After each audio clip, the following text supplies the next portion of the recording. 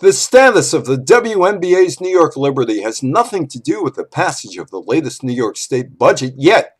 The two are connected in future budget talks.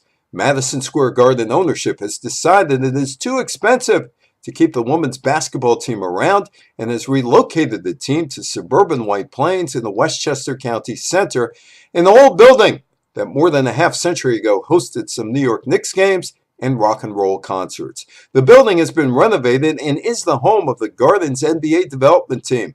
A Garden spokesperson claimed the Liberty has lost $100 million since 1997 and has sold less than 5,000 tickets per game. The team is for sale and will play just 2 of its 17 2018 home games at the Garden with an 11 o'clock in the morning tip-off time on 2 work days. Normally, that would be the end of the story, but Manhattan Borough President Gail Brewer is not very pleased that most home Liberty games will be played in White Plains. Brewer is suggesting that it may be time for New York State legislators in 2020 to take a look at why the Madison Square Garden property is not on the New York City property tax roll. A note to the Manhattan Borough President Brewer: the legislature can review the 1992 state legislation that exempted the Garden from paying property tax at any time.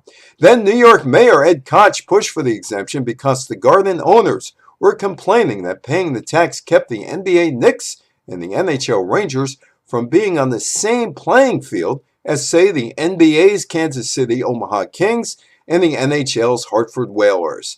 The legislature and Governor Mario Cuomo gave the Garden a property tax exemption in perpetuity. There's been no political appetite to revoke the property tax exemption. The WNBA is leaving the Garden. I'm Evan Weiner for the Politics of Sports Business.